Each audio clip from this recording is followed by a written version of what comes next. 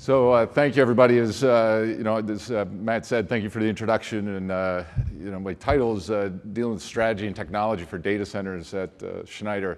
Part of that role includes trying to look at future trends and how do we make sure we're getting our portfolio aligned with that. Where should we be investing? And so I wanted to share with you some of the things that we're thinking about recently. And as always, there's nothing better than having to follow Joe Cava at Google when you do these types of presentations. But hopefully I have some things here that you'll find interesting. So I titled this, Don't Predict the Future, Plan for It. Because I don't know about you, but I come to many of these conferences and everyone's always trying to predict the future. And I said, I want to get up and not necessarily try and make a prediction of what's going to happen, but how do you deal with planning for it, right? Because at the end of the day, none of us really know what's going to happen. None of us can predict the future, but except maybe David Brin, I guess, for those who were listening yesterday. But if you look at this, let's not predict it, let's try and plan for it. That's what I wanted to talk about. But inevitably, when you do these things, the first thing I'm going to do is try and predict for you what the future of densities are going to be in the data center, okay? So I wanted to give you a little bit of an analysis and a model that we've been looking at to try and help us understand where should we be aligning our portfolio and how should we be investing. So it's an interesting topic because for the most part, I think it's fair to say this industry has been wrong over and over and over on what's going to happen with densities in the data center, okay? We've always seen these projections, projections saying that right now we'd be at 40 kilowatts per rack. I think Chris Crosby mentioned another survey that was done recently. Once again, we're saying things are going to go to 50 kilowatts per rack.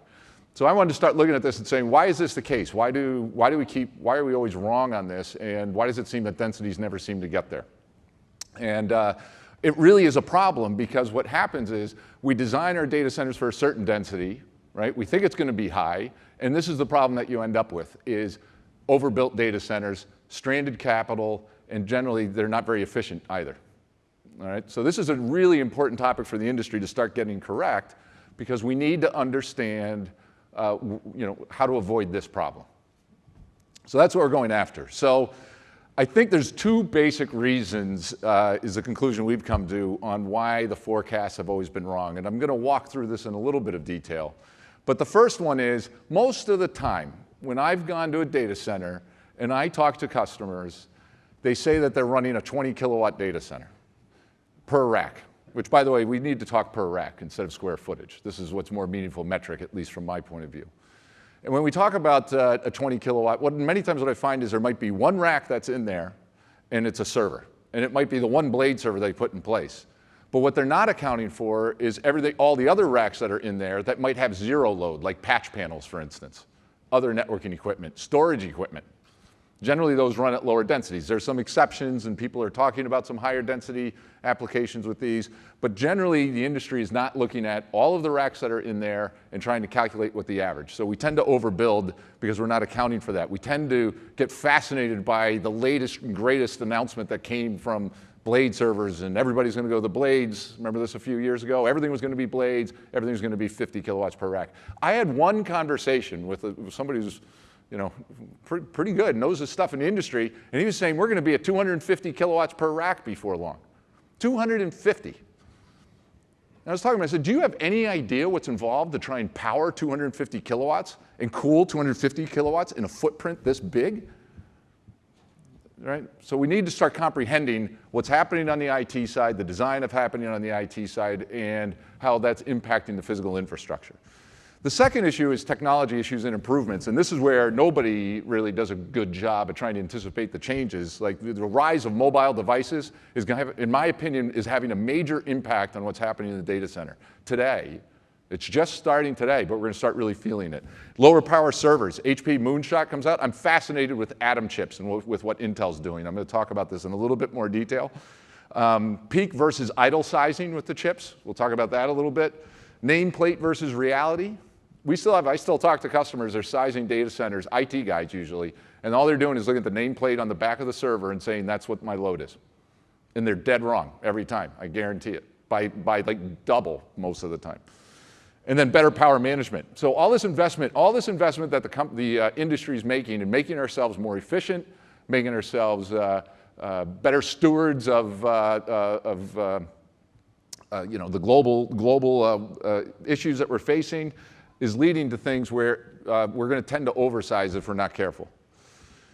So let me walk through each one of those a little bit. Is what is a nameplate? So we've modeled this out a little bit, and you can see is typically say you find you do a calculation, you say the nameplate's at 7,000 watts, but the reality is that the measured wattage is much lower. All right. So there's one thing that needs to happen is don't forget about nameplate. You need to think about measured, and this information is readily available today. All right, I'll tell you, there's a power sizing tool from most of the major vendors that can give you this information. You need to use it. And generally, any power supply is manufactured, it's already, first of all, it's 20% derated because of the breaker that's inside it. Plus, it's usually designed, engineered to be 25% oversized from what they expect that it could actually provide. All right, so it's generally a safety factor that's already built in. So no matter what, whatever, if maybe those numbers aren't the exact ratios, but somehow, somewhere, you're oversizing if you just look at nameplate, and we still have a lot of people doing that, looking at that. So that's one contributor.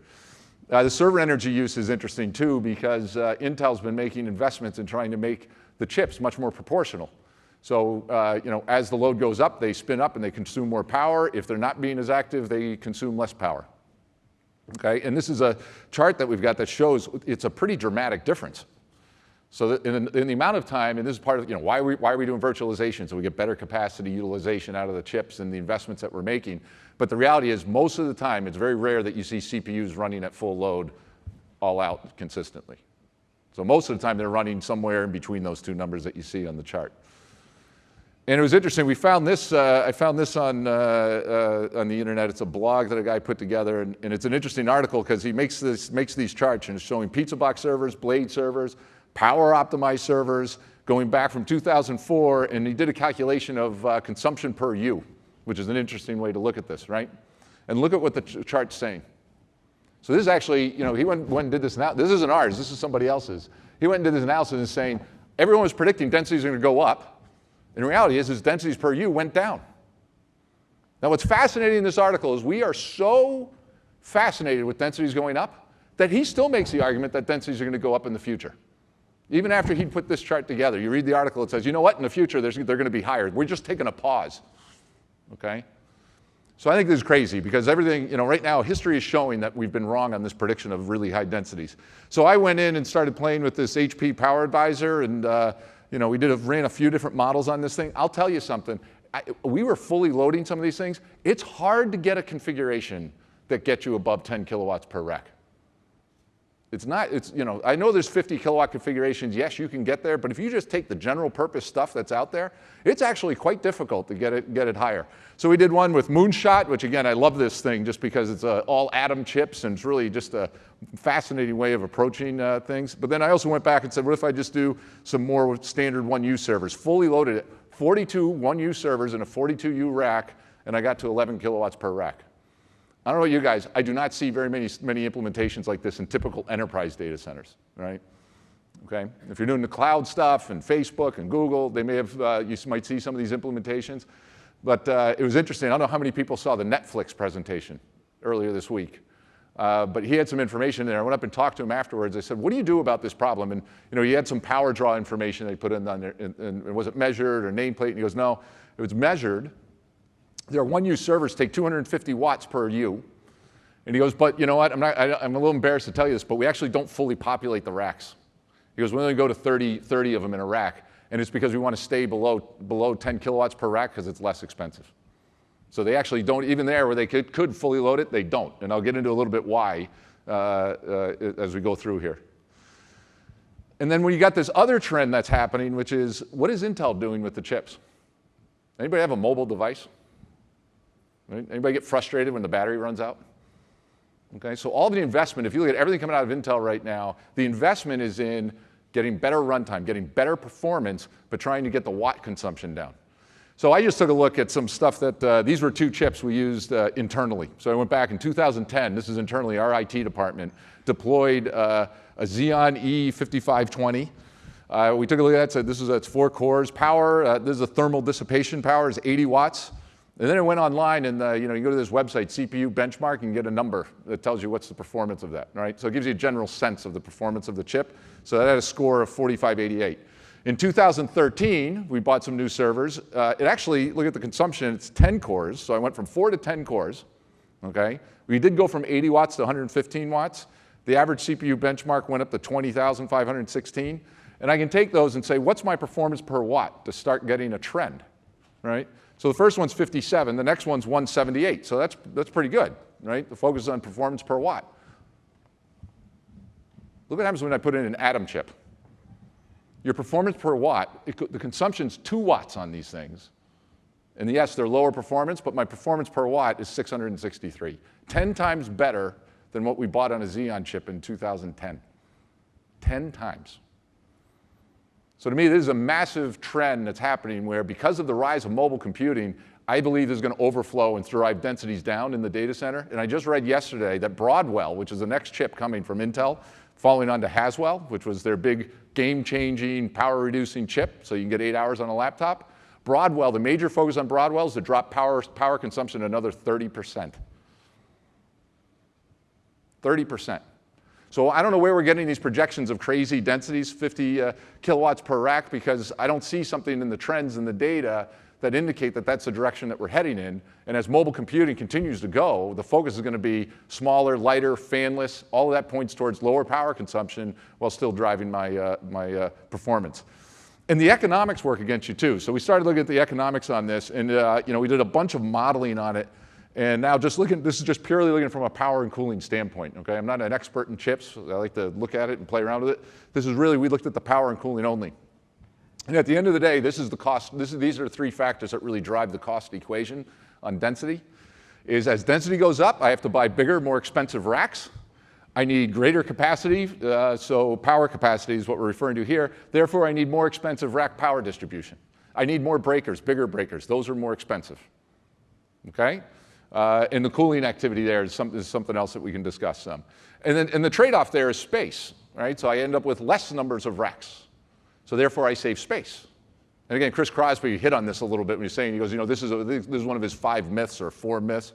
He said, hey, space isn't as valuable as everybody thinks it is. And I couldn't agree more. When you start looking at the numbers and looking at what you're really paying, space is not your cost driver, okay? And I'll show you this in a second, because if you do this calculation, you can start getting this kind of thing. So just looking at those 3 factors, that's what's on this, that's what we're looking at on dollars per watt, what's your cost per watt as density increases.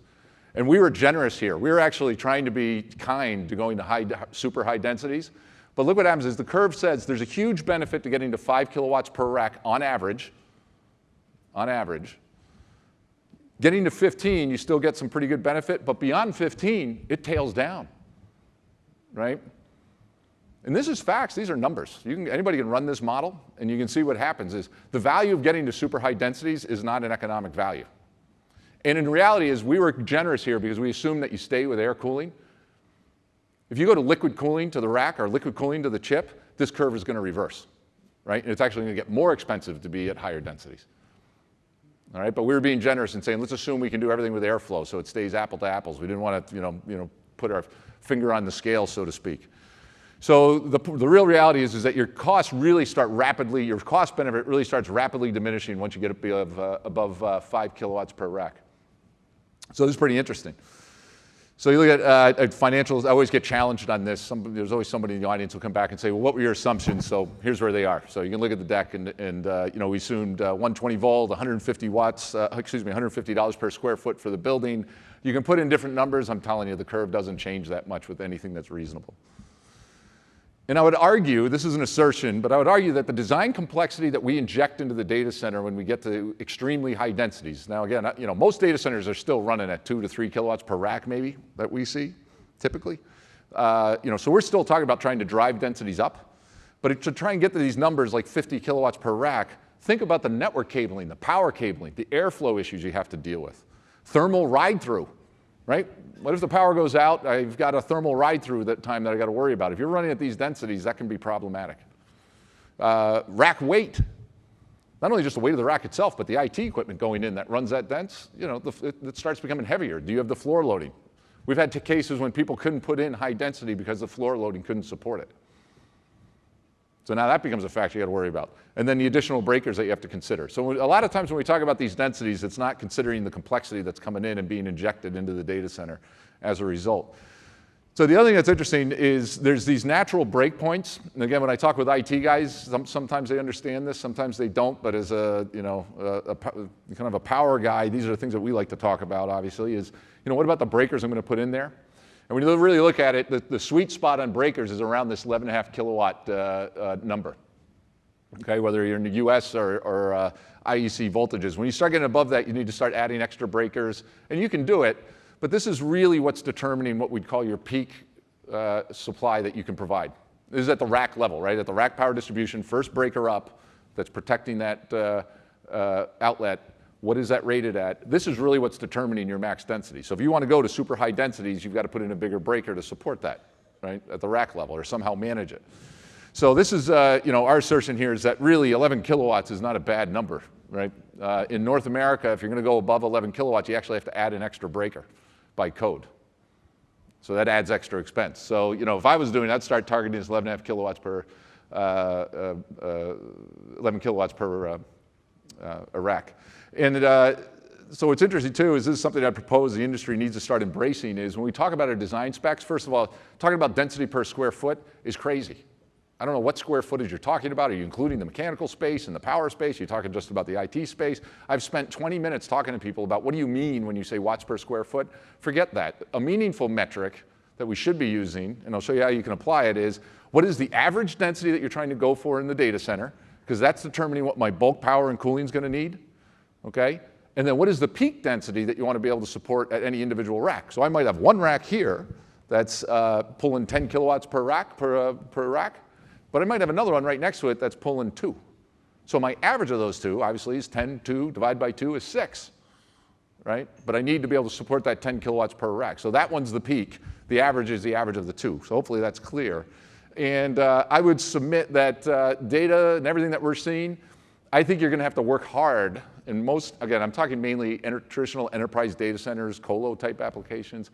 You're going to have to work hard to get the density up to 3 to 5 kilowatts per rack. In fact, to me, this is a challenge that we should be putting forward is I try to get the 5 kilowatts per rack. Because you saw the cost curve. That's where you start getting your optimum cost benefit. Getting up between 5 and 15 adds a little, but you really want to get to that level. And then I would argue that based off of running those models I've done and looking at what's happening with Intel and everything else, I would build that 11.5 kilowatts per rack. And then if somebody wanted to put something in that's higher density, I'd either charge them a lot of money, right, to do that, or if I can manage it internally, is enforce a policy and say you're not allowed to do it because the economics don't work, right? And I think you can take a very strong position on this, and we'll talk about that more. So here's the summary. Current technology trends and past history, 10 to 15. And I will say this because this always comes up is, oh, no, I know of somebody who's doing 30 kilowatts per rack. And almost every time I've engaged in that conversation, it's some kind of an HPC application. These are an exception. HPC is going to be higher density. It will be because of the nature of what they're trying to do. There's benefits of getting things very tightly coupled inside of the IT system. So that's going to continue. So those will exist. And the other exception here is locations where space is at an extreme premium.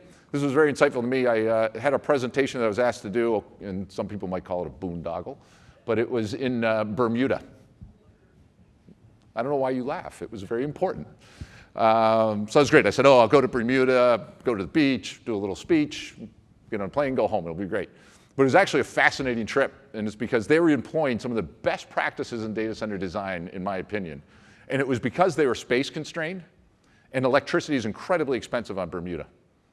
Okay? So this is an area where they simply don't have anywhere to go. It's an island, right? So they had to go to higher density because they literally had nowhere to put stuff. So these are going to be exceptions to it. So when I'm painting these broad brush, again, it's a broad brush across generalized applications. There's going to be exceptions. And then I always get this question, right? All right, Kevin, I hear you. I know what you're saying, but what if you're wrong? What if I'm wrong? What do I do about it? That sounds nice, but my job's on the line. Anybody ever have that fear? So this is where now we're getting more into the planning part of it, okay? So I'm done with trying to predict, but hopefully you get some insight into where the thought process goes. But really when we talk about provisioning for this uncertainty, I would submit that we should start thinking about this as an insurance premium that we're putting forward to the project. If somebody was going to build a data center and they wanted to say, hey, I'm concerned about going to higher density, what I would say to them is, do you know for sure what's your level of uncertainty and how much insurance are you willing to pay to get there? Okay? So think of it as an insurance premium that you're putting in place, because that's what you're doing. You're putting in more capital and more expense into your data center because you're not sure. Okay. So there's 3 strategies I would put forward that we've been able to comprehend that allow you to deal with this uncertainty. One is you oversize the whole data center. I'm going to talk about this concept of a pod. There's a term used a lot. A lot of people are using it. We like it, but I'm going to define what I mean by pod in the next slide. And then the other question is, do I create oversized racks? And I'm saying oversized, not physically, but this is from a power standpoint, right? How much can I power and cool to handle that, all right? And in case anybody can't guess, all right, let's just be clear. That's a bad idea, right? We don't like that one, and I'll show you some numbers as we're going forward. But I'm going to spend more time on the other 2, because hopefully that's pretty, I need 300 kilowatts, but I'm not sure, so I'm going to build a megawatt data center. Generally, is a bad idea for all sorts of reasons that I hope are clear. So we're talking about pods for a second. This is what I'm defining as pods. Is I think of pods as being, say, think of like a 20 rack. It could be, it doesn't have to be, it could be 24, it could be 18, but think of a 20 rack implementation, okay? So you can see the diagram there. And what's interesting, if you start trying to approach this, your plan for your data center in a pod, there's a couple of things that you can do. First of all, pod should be specified with a capacity. You can define how much power that pod can supply on average to the racks. The pods, by the way, should always be contained. All right? If you're not containing these, you're really injecting complexity into the design that you don't need. All right? And we've done a lot of modeling on this, just containing. And again, we can have a passionate debate about cold aisle or hot aisle containment, and I love that one. All right? I have a very strong opinion on which one's better. But at the end of the day, the more important part is that you contain. And the other thing that can keep in mind, and I'll come back to this a little bit, is pods can be deployed with different specifications. So I can have one pod that's a big pod that can handle a lot of power in my one data center, and right next to it I have one that's designed to be lower. So you got to start thinking at this level, and this is it gives you much more flexibility. But anyway, just trying to define what is a pod. And when I specify the pods, I put forward that really what we should be doing is thinking about, there's 2 scenarios really to think about, and I'm going to walk through each one here. So scenario 1 is, what if I want to go around oversizing my racks? Okay, so I think I'm going to be around 3 to 5 kilowatts per rack, but there might be a few things that come in at 7, 8. I'm worried about that, so I don't want to size myself to a 7 kilowatt breaker, but I'll size myself to an 11.5 kilowatt breaker. So what's my cost premium where I'm going to take every rack in here, size it to 10 kilowatts, okay? But there's a PDU in every pod. That PDU is going to assume that you're at 5 kilowatts per rack. So the PDU is going to have a breaker in it that can handle, say it's 20 racks, can handle 100 kilowatts, but any individual rack can handle 10. And my bet is that on average, I'm going to come out at 5. Okay? So that's that one. The other one is when I say oversizing the entire pod, what we're saying is same thing for the racks. I put in racks that the racks can handle the individual racks up to 10 kilowatts, but we get to the pod PDU. In that case, maybe I oversize that breaker to handle 10 kilowatts. So maybe I want to be able to handle up to 200 kilowatts in that pod. Okay, you see the difference between those 2? So the one is it's really about what is my cost premium to oversize the whole pod versus just oversizing the individual racks. Okay, so this is the approach we were taking. And again, I'm more advocating here the methodology, but we do some of these numbers, you can start getting some interesting curves, because again, think about what is my insurance premium I'm going to pay in order to deal with this uncertainty that I feel like I can't predict. And you can we start doing a curve like this, saying, well, okay, if I do the scenario 1 and I do a peak of 11.5 kilowatts per rack, then I'm going to have a premium somewhere around 8 or 9 cents per watt in order to do that, versus being perfectly sized, right? So at 0 is everything is perfectly sized, right? Every rack's at 5 kilowatts. I've perfectly sized all my breakers. Everything matches perfectly. Obviously, I have uncertainty. Some racks are higher, some are lower. As I do that, what do I have to pay to get that? So that we started drawing a curve like this to see it, what you can do. And we did a bunch of these models, but I think this is, again, I'm trying to get people to think in these terms of what is the insurance premium you're paying. But you can start getting these types of numbers that, hey, as I start going up, the numbers we ran said oversizing the rack, I just showed you that curve, is less than 1% premium. So that's a pretty good insurance bet, right? I mean, that's what I would do. I'd say, wire every single rack at 11.5 kilowatts, right? And I know I can specify that I'm going to handle up to 10. If I go to oversizing the pods, well, now it's like a 5% premium.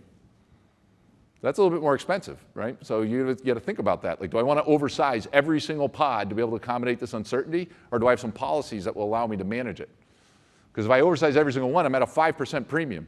And then we just did a number. I mean, the 25% premium for oversizing whole data centers basically say you overbuilt by, X%. I mean, most of the time in the cases I was showing you earlier, it's a lot more than that, right? Okay, so that could be twice as much.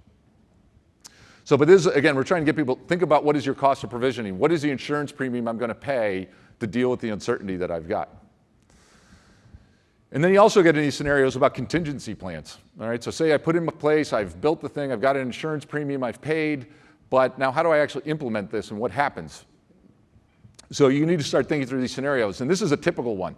Usually when the projects I've seen or have been involved in is usually people want to say, you know what, I'm concerned, I want to design for high density in case it goes high.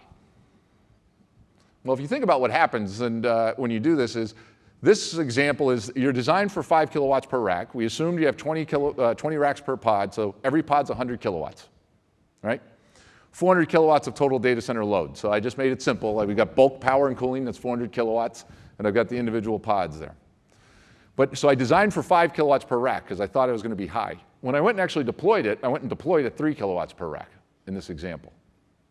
When I deploy at 3 kilowatts per rack, every pod is now 60 kilowatts. So what happens is I run out of space because every pod is 60 kilowatts times 4. If I did the math right, that's 250 kilowatts total data center load. What that means is I've stranded 160 kilowatts of bulk power and cooling capacity.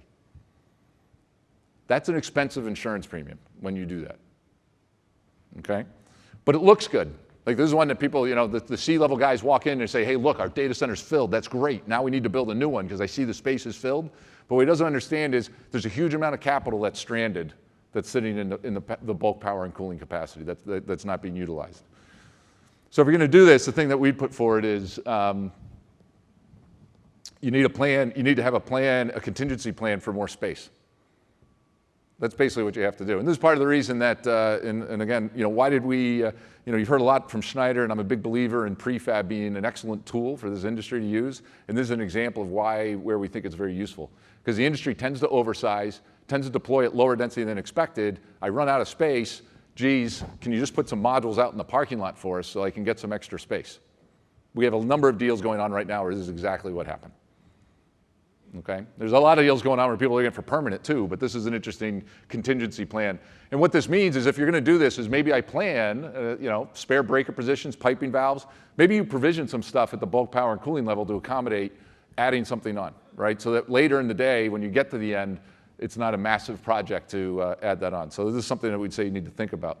The second one is, so again, the first scenario is I designed for high, but we actually deployed low. This one is the opposite. What if I picked a low density number and we actually deployed high? What happens? So here's the dynamic you start seeing in the model. So you design for 5 kilowatts per rack, same thing, 100 kilowatts, 400 kilowatts of load. But now I actually deployed at 8 kilowatts per rack. We just picked a number, right? If I do 8 kilowatts per rack, every pod now is 160 kilowatts, which means the total load times 4, if I did the math right, comes out to 640 kilowatts. Obviously, I don't have the bulk power and cooling to support that. So what happens? Bulk power and cooling, pod 1 is 160 kilowatts, pod 2 is 160 kilowatts, pod 3 is 80 kilowatts. I've stranded 10 racks in that pod. Pod 4, you can't do. So I've left space. I've got space open into my data center, and I need more bulk power and cooling to do it. So I've stranded 10 racks, and I have open space for a 4th pod. Make sense? So the question here is, if this happens, is what's my contingency plan? How do I plan for this? And it really points towards put in more bulk power and cooling of 160 kilowatts.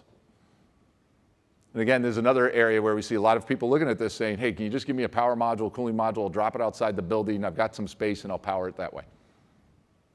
Okay? So these are the things that I would argue that people should be thinking about, right? You pick your design densities, you pick your peak, you pick your average. What is your insurance premium? What's my contingency plan if I miss high or miss low? Because the reality is you want to be right? I mean, that's what you want to be. And how far off do you think you're going to be? My guess is most likely densities are going to be lower. So my guidance would be is you should the more risk-averse approach is your design point should be lower than what you think you might actually deploy. Because you're better off, this is easier to recover from than the first scenario. But we get an arm wrestle over that. Maybe people disagree. But that's my own, from watching people deal with this problem, it's a lot easier to drop in extra bulk power and cooling, usually, than it is to find extra space. And then the other thing that you can do, which is kind of somewhere in between the two, and we see people talking about this today, is oversize a few pods. Okay, so maybe I have one pod that's sized at 11 kilowatts peak and 11 kilowatts average, so that one can handle a lot of density, but all my other pods I do a little bit lower density. Okay, and I picked this number 5 kilowatts per rack because it's an easy number. You know, I'm not that bright sometimes, so it's easier to do the math. But the reality is, you know, 5 is probably on the high end because I don't see many data centers that really are running at that level of density. Okay, so this is another scenario where maybe you kind of hedge your bets in between the two, and I put in 1 or 2 pods that are oversized that can handle more, and we go from there. And the other approach with this is this modular approach. Again, prefab, or if you just want to do a modular approach, stick-built, either way. But this modular approach, what if you're really off and you go 400 kilowatts, and then you've got a growth plan in place, and densities have gone higher than you planned on? Keep in mind, you can always deploy bulk power and cooling. You don't have to do 160 like I showed before. You could go and deploy 750. And then maybe I add in extra white space. So bulk power and cooling can be deployed in larger chunks. So you should always have a plan where somewhere in the parking lot, anywhere else, is what's my contingency plan to be able to add if I miss, right? And then what do I do if I want to add in extra space? IT pods can vary in the future if density changes. It's something to consider. Right? Not every site has this flexibility, but this is the type of discussion that you should be happening when you're planning the data center. Okay, and you should be using real numbers. I mean, these tools are out there. HP Power Sizer, I think Dell's got one too. I'm sure IBM does, where you can go in and you can start playing around and see what's the actual power draw that the IT guys are thinking about. And generally, by the way, they don't vary that much. Right? If you take a most general class server from one vendor to another, they're actually quite close in what they're doing in the power consumption. So again, I can't do anything without doing a pitch on prefab. We've made a big investment in it, and part of the reason is when you think of this, I really believe the industry should be moving in this direction of a pod by pod approach. You can start seeing when you do that it's easy for us to start prefabricating pieces. If you embrace this, all of a sudden we can do a lot of things as a manufacturer to help simplify this whole process. I can simplify the PDU count, I can simplify the breaker count, I can simplify a lot of things to make your life easier if you start deploying pods and start thinking in those terms. Whether it's completely prefabricated as a module sitting outside, or if it's a more traditional approach, there's a lot of simplification that occurs with our supply chain, in the things that we can do in order to help the industry with this problem, okay? And so again, prefabbing the pods and the bulk power and cooling, much more flexible and scalable, faster deployment times, predictable performance. This is a big one, is when you go to deploy it, how close is the as-built to what you designed? To me, that's one of the biggest benefits coming out of prefabbing as much as possible in a factory, is you're going to get what we designed, and it's going to perform as you expected. Your chances are better if it's being done in a factory. Okay. So again, I know there's a lot of slides, and I went through a lot of what I think is a lot of information. But the practical implementation here is, first of all, I think we need to be more aggressive as an industry. We got to talk about densities. Forget about watts per square foot. You got to talk about watts per rack. We should be talking about peaks and averages, right? That's really what you should do, and it should be a policy that you have in the data center, so that if the IT guys come 2 years from now and say, I want to deploy a 30 kilowatt thing because I think it's really good, you sit there and go, that's fine. You can deploy 30 kilowatts, but you're going to spread it over 3 racks, and you have economics on your side. I mean, that's the thing. I mean, you do the math. It's more economically efficient to stay below 10 kilowatts per rack, maybe 15. Determine what's your insurance premium for uncertainty. We should be talking in these terms as we're designing our data centers, right? Here's the ideal data center. Now you're telling me you're not sure, you want this higher density. What's the insurance premium that you're paying in order to get there? Because this will get C-level guys' attention, CFOs' attention. You go in and say, look, if you enforce this policy or help me enforce this policy, I'm going to save you 5%, 10%, 20% the cost of the build. That's a compelling discussion. So you got to have the discussion in those terms. And then also, what are the contingency plans in case you missed? I gave you a couple of examples of things that you can do. And again, I'll tell you, my experience with this has been usually designing for lower density is an easier problem to manage. If I design low and they deploy high, it's easier to recover. Not always, but usually. And then again, I'd use prefab whenever possible for flexibility. It's going to get you better, as it gets mature, you're going to get better speed of deployment, better predictability, and that's this is one of the reasons we're investing, is we see the industry moving in this direction, thinking and designing of pods, thinking and designing of peak to average densities. This is one of the reasons we made the investment in AST, why we've made the investment that we have from an R&D front, is that we think this is a great way to simplify everybody's lives and get better performing data centers. So again, so I started off saying I wasn't going to predict the future. I did try to predict a little bit because I can't help myself. But I did want to try and bring it down into something more practical. So I hope this was interesting. So I actually have time left over, which is, you know, for people who know me, is quite unusual. But you know, if we have questions, I'm ready for questions. So.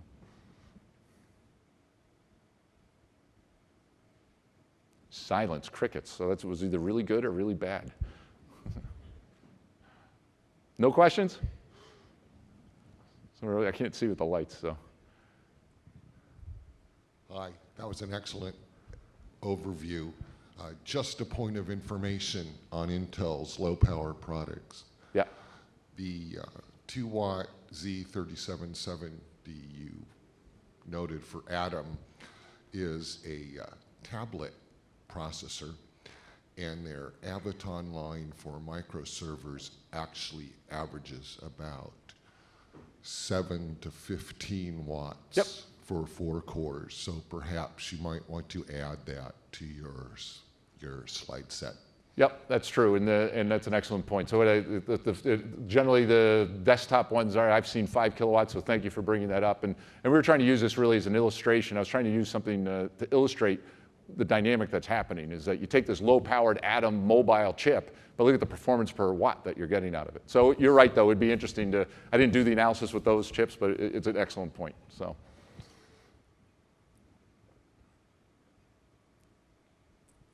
Oh, we got somebody here.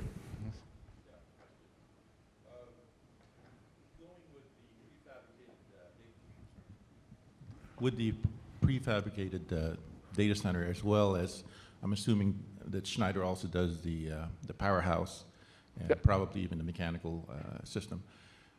Could you give us an example of, number one, what is the number of racks per square foot of footprint? And at average of 5 kW per rack or cabinet, what is the cost per kW for the total installation? Yeah, so it's a great question. So and as all these types of questions, I'm going to give you the standard answer was, well, it depends, right? So if you take a look, a lot of the implementations that people are looking at is I take 2 modules that are 10 by 45 feet wide size, and I bay those together, right? Because by the way, an ISO module as a footprint is a very difficult footprint for an IT space. So I'd really see most of this for general purpose uses. You're going to go to these modules. Our number is 10 by 45 is kind of a good number to work from. And I put those 2 together. So if you do the math, it's a 20 by 45 foot space. Okay. As far as how many racks I can fit in there, it depends. Some people prefer to use like a perimeter cooling strategy, in which case I'm in the 20 to 24 rack range. But we also have solutions where we can optimize that space. You'll be able to squeeze a few more racks out of it, okay? As far as the cost, you know, the target we're heading towards is if you're at 5 kilowatts per rack, you know, the value of prefab is dependent on your density. If you're at really low density, it's going to be cheaper to build a regular building because of the cost curve I just showed you.